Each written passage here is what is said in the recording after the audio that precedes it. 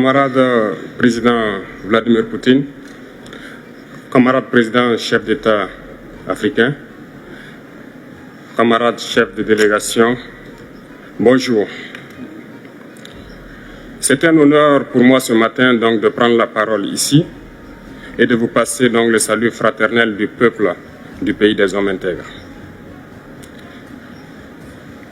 C'est aussi le lieu pour moi, avant tout propos, de rendre grâce à Dieu, Dieu Tout-Puissant qui nous a permis de nous réunir ici ce matin en bonne santé pour parler de l'avenir et du bien-être donc de nos peuples.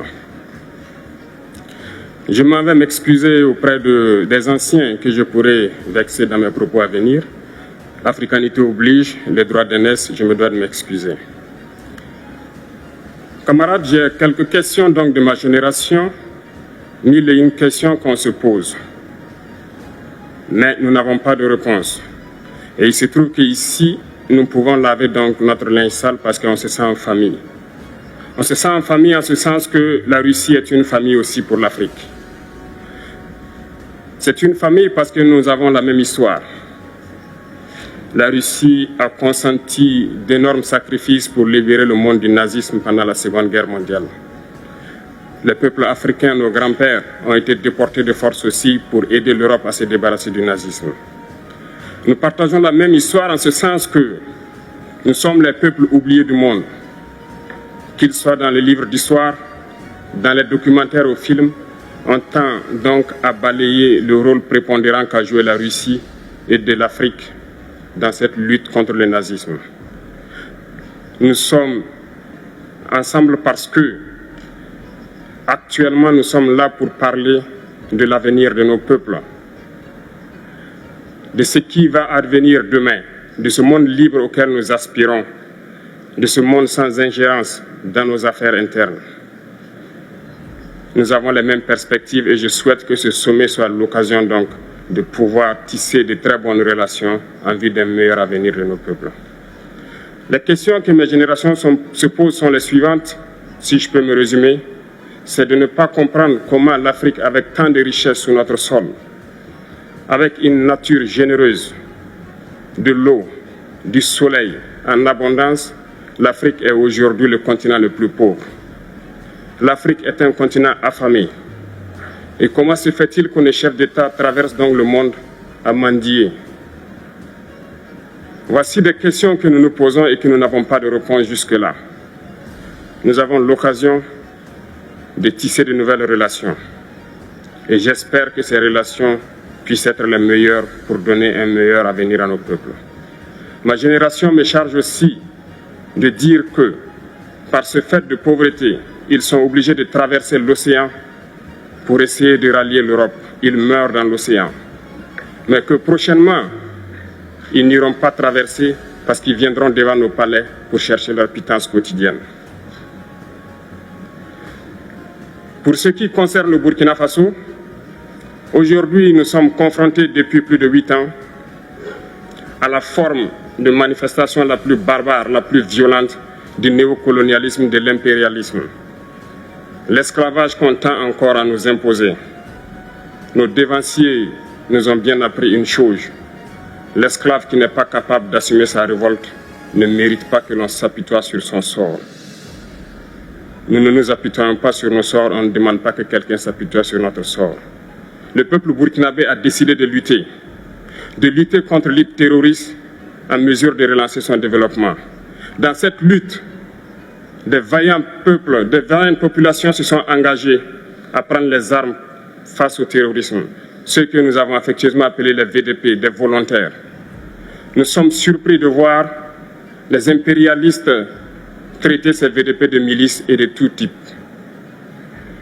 C'est décevant, parce qu'en Europe, lorsque des peuples prennent les armes pour défendre leur patrie, on les traite de patriotes. Nos grands-pères ont été déportés pour sauver l'Europe. Ce n'était pas avec leur consentement, contre leur gré.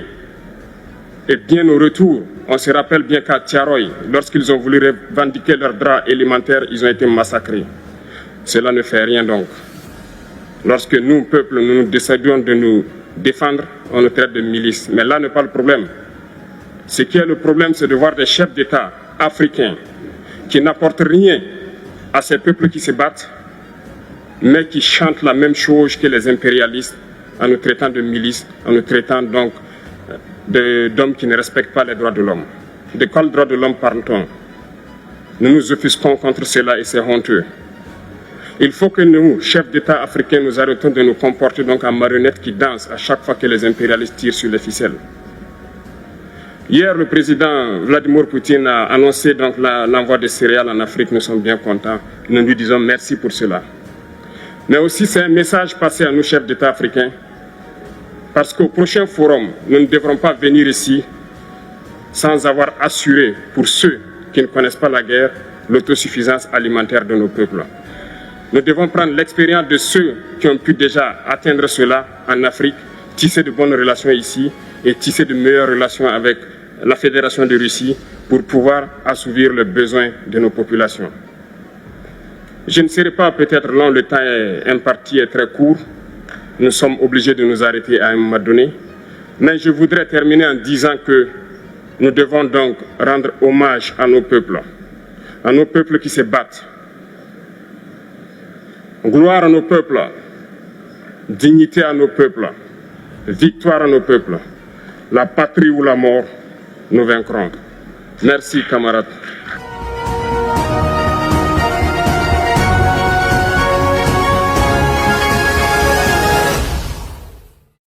Camarade président Vladimir Poutine, camarade président chef d'État africain, camarades chefs de délégation, bonjour.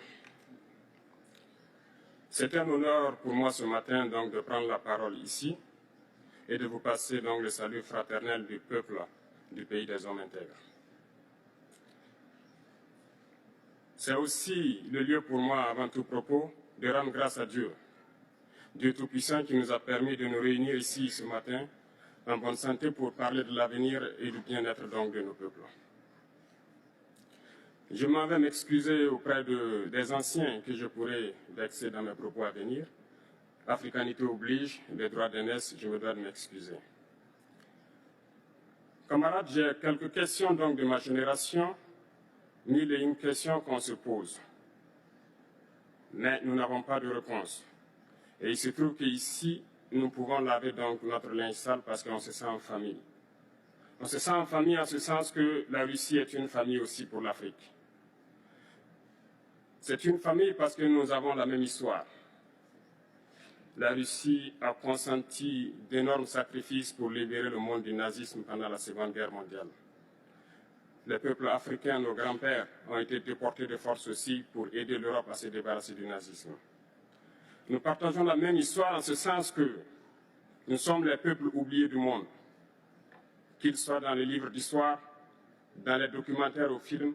On tend donc à balayer le rôle prépondérant qu'a joué la Russie et de l'Afrique dans cette lutte contre le nazisme. Nous sommes ensemble parce que, actuellement, nous sommes là pour parler de l'avenir de nos peuples,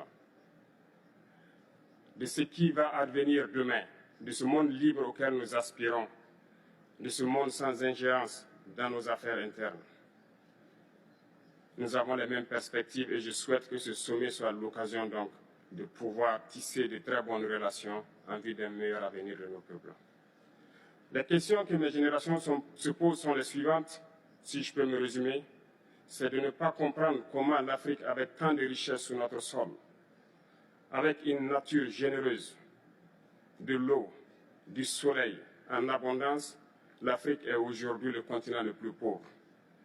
L'Afrique est un continent affamé. Et comment se fait-il que les chefs d'État traversent donc le monde à mendier? Voici des questions que nous nous posons et que nous n'avons pas de réponse jusque-là. Nous avons l'occasion de tisser de nouvelles relations. Et j'espère que ces relations puissent être les meilleures pour donner un meilleur avenir à nos peuples. Ma génération me charge aussi de dire que, par ce fait de pauvreté, ils sont obligés de traverser l'océan pour essayer de rallier l'Europe. Ils meurent dans l'océan. Mais que prochainement,